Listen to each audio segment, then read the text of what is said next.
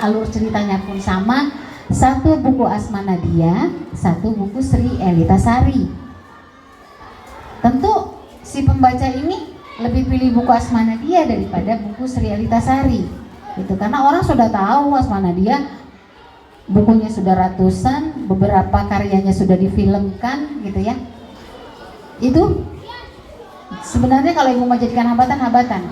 Terus belum lagi orang yang memandang sebelah mata. Siapa itu Sri Elitasari? Gitu ya. Ibu tuh nggak mau itu karena ibu gini, walaupun usia ibu sudah tidak muda lagi, tetap ibu masih punya punya keinginan besar yang mudah-mudahan Allah ijabah. Ibu ingin menjadi seorang penulis pro. Ibu ingin menjadi tulisan-tulisan ibu pada akhirnya akan menjadi pembacanya akan menjadi banyak, bahkan seluruh tanah air, kalau perlu dunia gitu. Dan yang tadi kesulitan-kesulitan ibu hadapi itu ibu tidak mau jadikan kendala atau hambatan. Ibu mau yang tadi ibu hadapi itu menjadi challenge, menjadi tantangan. Karena ibu nggak mau nih cita-cita ibu harus sampai nih gitu. Itu jadi challenge ibu. Challenge tantangannya itu tentu harus ada yang ibu lakukan sebagai solusi ya ibu. Sebagai solusi ibu harus ada yang ibu saya lakukan. Caranya terus meningkatkan kualitas menulis saya, terus ikut kelas-kelas menulis, terus banyak membaca, terus banyak menulis. Tentu ibadah juga ya, apapun yang kita mau, ibadah itu nomor satu, kita tingkatkan lagi. Jadi biarkanlah proses ini kita nikmati, jangan menjadi kita kesusahan, kesedihan, apalagi mau udah deh berhenti saja gitu. Itu mungkin yang membuat kenapa tadi pertanyaannya, hambatan itu menjadikan saya sebagai tantangan. Oke, itu adalah harus ditaklukkan gitu ya, bukan menjadi masalah bagi kita. Nah, ini berarti berlaku buat semuanya ya Bu, bukan hanya buat menulis gitu ya. Berlaku buat semua. Berlaku buat anak-anakku sekalian. Anak-anak kan pasti punya cita-cita ya, punya tujuan ya. Itu pasti pengen jadi dokter, pengen jadi insinyur, pengen jadi guru, dosen dan lain sebagainya, pengen jadi tentara, polisi. Pasti ada hal yang kalian lalui itu, kesulitan-kesulitan. Jangan kesulitan-kesulitan itu menjadi kalian hambatan, tapi jadikan tantangan. Pokoknya saya mau jadi polisi, apapun yang terjadi saya harus jadi polisi. Hadapi itu tantangannya. Cari solusinya. Saya harus belajar lebih giat lagi. Saya ibadah harus lebih ditingkatkan lagi. Itu salah satu gimana caranya kita menghadapi tantangan. Ya, jadi bukan cuma challenge di TikTok aja ya, tapi juga challenge kehidupan itu harus dihadapi ya dan dicari solusinya. Ya, Masya Allah. Tepuk tangan dulu untuk Ibu Elita. Ayo tepuk tangan.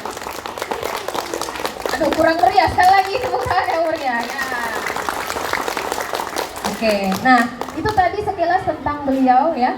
Jadi semoga bisa menjadi inspirasi bagi adik-adik sekalian ya, bagi anak-anakku sekalian yang ingin bercita-cita setinggi mungkin, yang ingin mewujudkan apa yang diharapkan ya, itu bisa terwujud mimpi-mimpinya ya, mimpi-mimpi besarnya. Ya, jadi ini juga sekilas info ya Bu, kita di SMP ITN Santama itu memang anak-anak kita arahkan sejak awal untuk punya mimpi besar. Kita yang dibaca sama bukunya gitu ya, bukan kita yang baca buku gitu. Nah, jadi memang ini tantangan di generasinya adik-adik sekalian ya. Kalau generasinya Ibu sama Bu Elita itu gadget tuh belum se-booming sekarang. Kita malah dulu nggak punya gadget gitu ya. Kalau mau nyari tahu sesuatu lewat internet ya, atau ke perpustakaan, hanya ke perpustakaan. Kalau mau nyari sesuatu lewat internet tuh harus ke warnet ya. Kalau sekarang adik-adik ya, modal ini doang itu adik-adik sudah bisa tahu semua yang terjadi hari ini dalam waktu sepersekian detik. Nah, tapi tantangannya itu adalah apa tadi? Memilah dan mencerna informasi. Ya, betul kata Ibu ya. Jangan karena kalian kan membaca kan gitu. Itu ingat saja bahwa manfaat dari membaca itu apa gitu ya. Kemudian eh,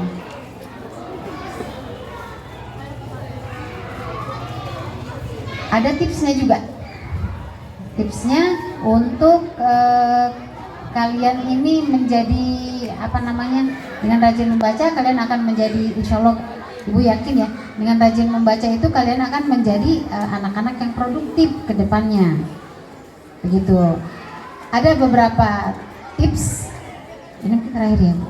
Ya, maaf saya langsung melangkah ya. Iya. Iya. Tipsnya itu biar kalian itu namanya apa, menjadi generasi-generasi yang produktif ke depan. Tipsnya kalian harus punya tujuan. Tentukan tujuannya. Misalnya gini, hal yang sederhana. Saya mau jadi juara 10. Tadinya saya juara 30 gitu ya. Itu dulu. Pokoknya semester depan saya harus juara 10. Nggak mau lagi juara 30. Itu tujuannya dulu. Terus setelah itu tentukan skala prioritas. Skala prioritasnya berarti kalian sudah mulai nih. Karena saya mau jadi juara 10, berarti pola belajar saya kemarin saya rubah. Sekarang saya lebih prioritaskan belajar, sekarang saya lebih tingkatkan saya punya ibadah.